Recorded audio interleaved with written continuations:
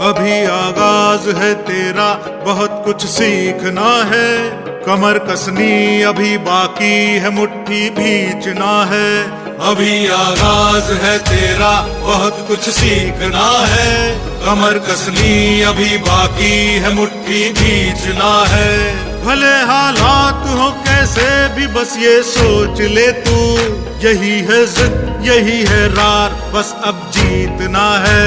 लिखूंगा खुद नई तकदीर अपने हाथ से मैं, रगों में खून के संग इस जुनून को घोल के रख। कसौटी वक्त की है, हौसलों को तोल के रख। जोड़ना है तुझे ऊंचा, पलों को खोल के रख। कसौटी वक्त की है, हौसलों को तोल के रख। जोड़ना है तुझे ऊंचा, पलों को खोल के रख। रिश्ते की जो शुरुआत होती वो दोस्ती से होनी चाहिए, चाहे वो माँ और बेटी का रिश्ता हो, हस्बैंड वाइफ का हो, सास बहू का हो, किसी का भी हो, क्योंकि दोस्ती ऐसी चीज है जिसमें विश्वास होता है। मेरी मम्मी थी तो मुझे कोई भी प्रॉब्लम हो, चाहे घर की हो, स्कूल की हो, कॉलेज की हो, बाहर की हो, कोई भी बात में उनके साथ शेयर कर सकते थे, जिससे हम अपनी मन की बात शेयर कर सकते हैं, तो वो तो दोस्ती होती है।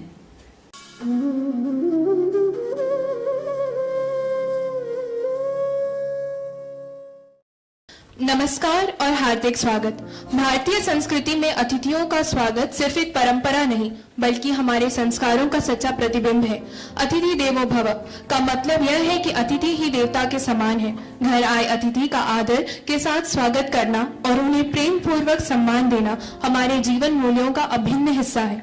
अन्न, वस्त्र और आश्रय देकर अतिथियों की सेवा करना हमारी संस्कृति की पहचान है। हर धर्म, जाति, उम्र और स्थान के ऊपर उठकर सबका एक समान आदर करना ही भारतीय का प्रतीक है। यह परंपरा हमें मानवता का पाठ पढ़ाती है और रिश्तों में विश्वास को गहरा करती है। आज भी जब हम घर आए अतिथियों को प्रेम से भोजन परोसते हैं, तब हमारे संस्कार झलकते हैं। चाहे हालात कैसे भी हों, हम हमेशा मन से अतिथियों का स्वागत करते हैं, क्योंकि अतिथि देवो भव केवल एक वाक्य नहीं, बल्कि हमारे जीवन को सुंदर बनाने वाली मूल्य व्यवस्था है।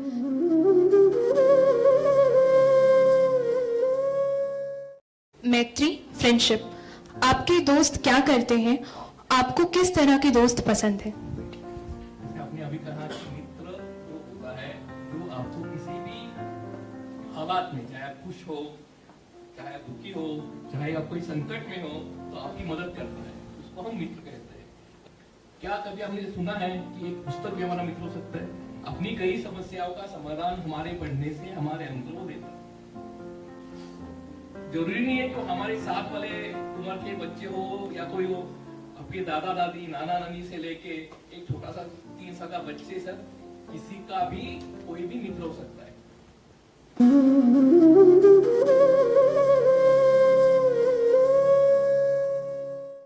रिश्ते की जो शुरुआत होती वो दोस्ती से होनी चाहिए, चाहे वो माँ और बेटी का रिश्ता हो, हस्बैंड वाइफ का हो, सास बहू का हो, किसी का भी हो, क्योंकि दोस्ती ऐसी चीज है जिसमें विश्वास होता है। मेरी मम्मी थी तो मुझे कोई भी प्रॉब्लम हो, चाहे घर की हो, स्कूल की हो, कॉलेज की हो, बाहर की हो, कोई भी बात में उनके साथ शेयर कर सकते थे, जिससे हम अपनी मन की बात शेयर कर सकते हैं, तो वो तो दोस्ती होती है।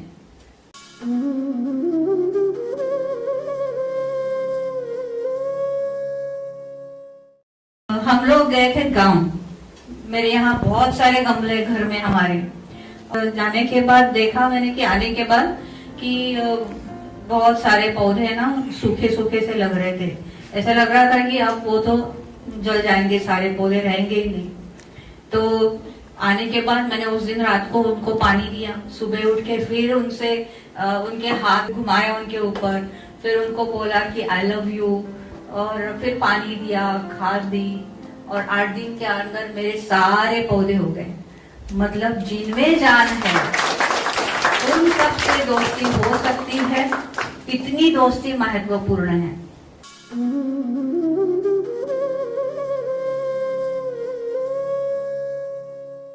तो दोस्ती में क्या कर रहे हैं हम, जैसे हम बात कर रहे हैं शक्ति का, अपने इसका आदान प्रदान कर रहे हैं। आदान प्रदान ना, देना लेना दोनों साथ साथ चल रहा है। और ये जो साथ साथ चल रहा है उसमें कोई अपना स्वार्थ नहीं है।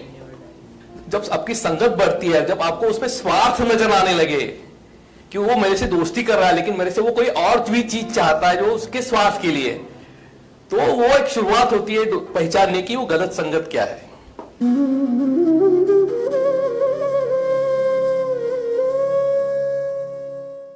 अपनी दोस्ती जो है वो पूरी सेल्फलेस होनी चाहिए, इसमें किसी का स्वार्थ नहीं होना चाहिए। इसलिए मैं दोस्त आपको मान सकता हूं।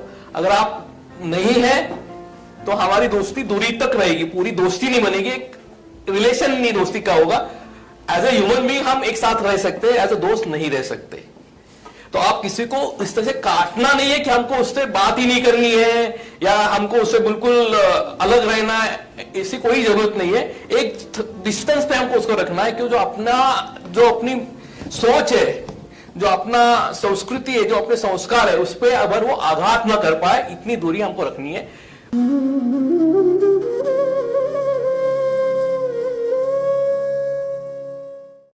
अब देखो, कुछ लोगों के साथ अपना देखते लगता है बहुत अच्छा आदमी है, और कुछ लोगों को देख लिया तो नहीं यार गड़बड़ आदमी है।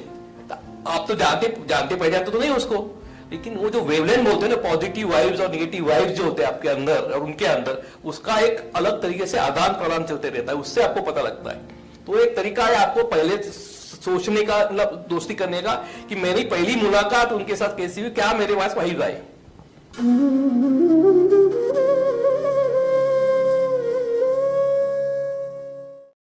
परिवार तो सभी से बनता है, रिश्तेदार, चाहे रिश्तेदार हैं, चाहे दोस्त हैं, चाहे आप जैसे मेरे फ्रेंड्स हैं, चाहे शिक्षक हैं, चाहे गुरु हैं, जितने भी लोग हैं अपने आसपास में, ये जो अपने संपर्क में आते हैं, जिनसे हम बात करते हैं, वो अपने परिवार का हिस्सा बन जाते हैं।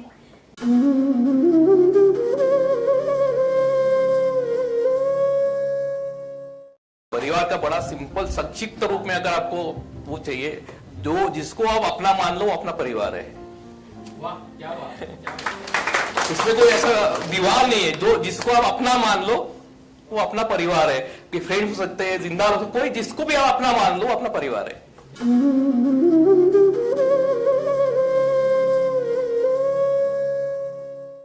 जिस दोस्तों के साथ में आपकी कंफर्ट लेवल जमती है, उसके साथ में कोई भी चीज शेयर करने में आपको डर नहीं लगना चाहिए। ये अपनी मम्मी भी या भाई बहन पड़ोसी, आपको वो विश्वास होना चाहिए कि यार मैं इसके साथ में ये चीज शेयर कर सकता हूँ।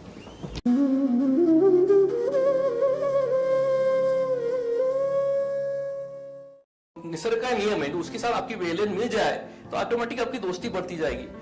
ऐसा नहीं है कि जिसके साथ वेवलेंथ नहीं मिलती इसके साथ दोस्ती नहीं बन सकती, लेकिन उसके लिए आपको फिर ज्यादा एफर्ट करने पड़ेंगे। अब देखो, कुछ लोगों के साथ अपना देखते लगता है बहुत अच्छा आदमी है, और कुछ लोगों को देख लिया तो नहीं यार गड़बड़ आदमी है। आप तो जानते पहचानते तो नहीं उसको, लेकिन वो जो वेवलेंथ बोलते हैं ना, पॉजिटिव वाइब्स और नेगेटिव वाइब्स जो होते हैं आपके अंदर और उनके अंदर, उसका एक अलग तरीके से आदान प्रदान चलते रहता है, उससे आपको पता लगता है। तो एक तरीका है आपको पहले सोचने का, मतलब दोस्ती करने का, कि मेरी पहली मुलाकात उनके साथ कैसी हुई, क्या मेरे पास वाइब आए।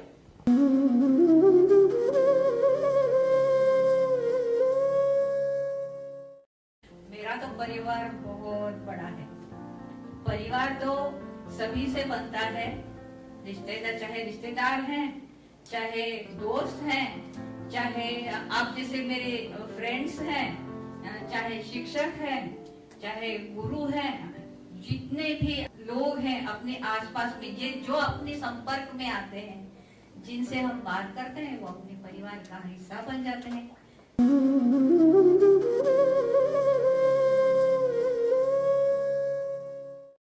छोटा परिवार सुखी परिवार का जो मतलब है वो थोड़ा सा मेरे ख्याल से अलग है। कि आजकल जो सबसे बड़ा लोगों को चैलेंज लगता है वो है अपनी लाइफस्टाइल यानी अपनी जिंदगी जीने का तरीका, वो बदल चुका है।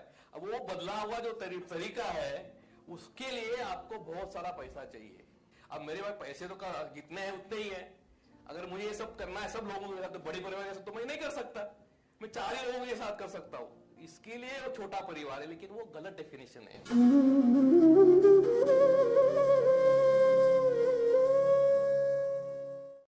किसी भी परिवार की ताकत उनकी एकता में होती है। हर परिवार में अलग अलग विचार के लोग होते हैं। आपने वो कहानी तो सुनी होगी ना, एक लकड़ी हो तो आप उसको तोड़ सकते हो, लेकिन उस 5 लकड़ियों को अगर आप बांध दो और उसको तोड़ने की कोशिश करो तो वो नहीं टूट सकती। तो अगर परिवार एक है पूरा, किसी भी संकट में सब मिलके खड़े हो जाते हैं तो वो ताकत बनती है।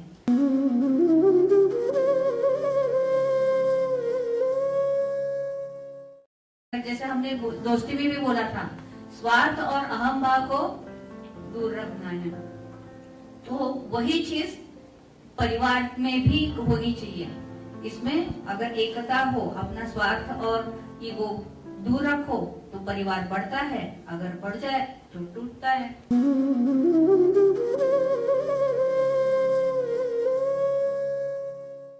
किसी भी रिश्ते में अगर पैसा आता है या ईगो आता है, वो रिश्ता टूट जाता है। और किसी भी रिश्ते में अगर स्नेह होता है, प्यार होता है, तो वो रिश्ता बढ़ता जाता है।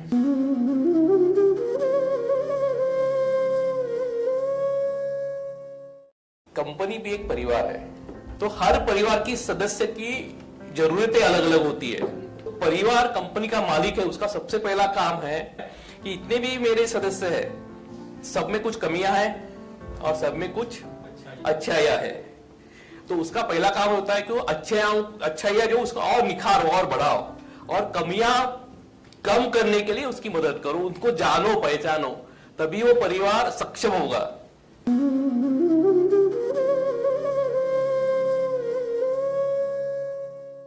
अभी जैसे कंपनी बड़ी होती है कोई, इसका मतलब क्या होता है, वो परिवार बड़ा होता जाता है। जैसे हमने पहले बोला था परिवार छोटा होना चाहिए या बड़ा होना चाहिए। अगर हम दूसरे रूप में इसमें देखें, कंपनी कैसे बोलते हैं, छोटी होनी चाहिए बड़ी होनी चाहिए। सारे लोग क्या बोलते हैं, बड़ी होनी चाहिए। किस कंपनी में काम करते हैं, बड़े कंपनी में काम करना चाहिए। वही है परिवार, कंपनी बड़ी होगी तो परिवार बड़ा होगा जी।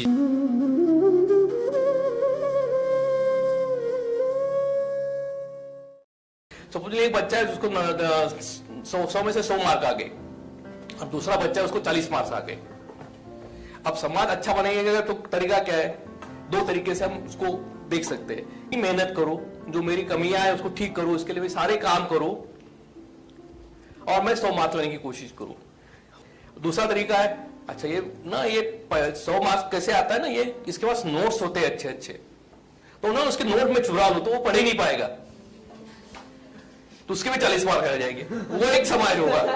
और दूसरा समाज होगा ये। तो आपको ये डिसाइड करना है कि समाज बनने के लिए, अच्छा बनने के लिए मैं मेहनत करूं या उसकी नोट चुराऊं।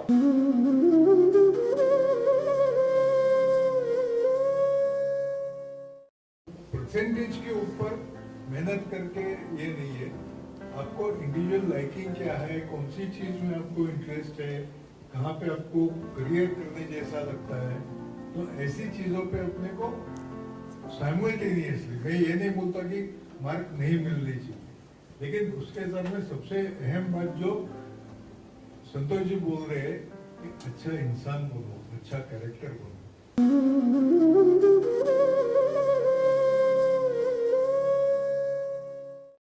भ्रष्टाचार, प्रदूषण और अत्याचार ऐसी समस्याओं के बारे में आप क्या सोचते हैं? भ्रष्टाचार सिर्फ पैसे लेने वाला भ्रष्टाचार नहीं करता, पैसा जो देता है वो भी भ्रष्टाचार करता है। लेने वाला जितना उसके लिए जिम्मेदार है उतना ही देने वाला जिम्मेदार है।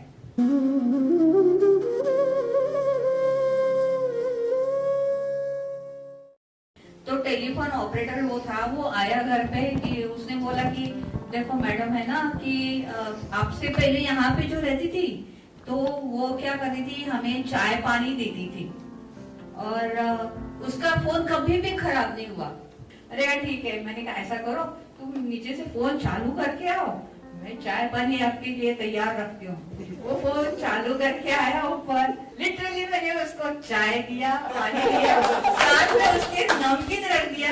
मैंने कहा चाहिए ना चाय पानी, ले लो। उसके बाद मेरा कभी फोन खराब नहीं हुआ। तो अगर आप दो ही नहीं तो वो लेगा कैसे? तो भ्रष्टाचार तो होगा नहीं।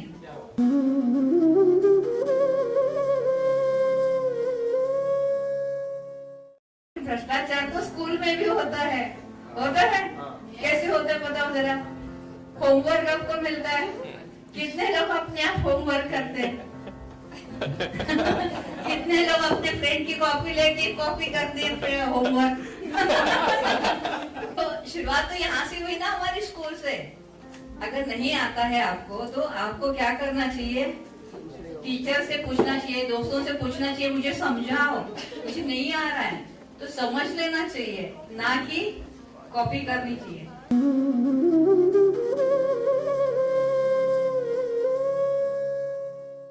हमारी कंपनी सामाजिक जिम्मेदारियों के तहत क्या क्या करती है? कई सारे प्रोग्राम्स है, जैसे आई चेकअप है, हेल्थ चेकअप है। उसके लिए हमारे एक दो हॉस्पिटल के साथ टाइप है। उनके वीकली मंथली शेड्यूल के हिसाब से लोग जाके उस गांव में सारे लोगों का हेल्थ चेकअप करते हैं और उनको जो भी मेडिसिन चाहिए वो जो चाहिए वो सारे हम फ्री ऑफ कॉस्ट देते हैं। ऐसे कई तरह के उपक्रम आजू बाजू के गाँव के लिए करते हैं। हम एज अ सोशल रिस्पॉन्सिबिलिटी हमने ये तय किया हुआ है एज अ कंपनी कि हम काम करेंगे आजू बाजू के 5-6 गांव के लिए ही। हम नासिक, दिल्ली, कलकत्ता, मद्रास नहीं जाएंगे। जो भी करना है 5-6 गांव के लिए करेंगे।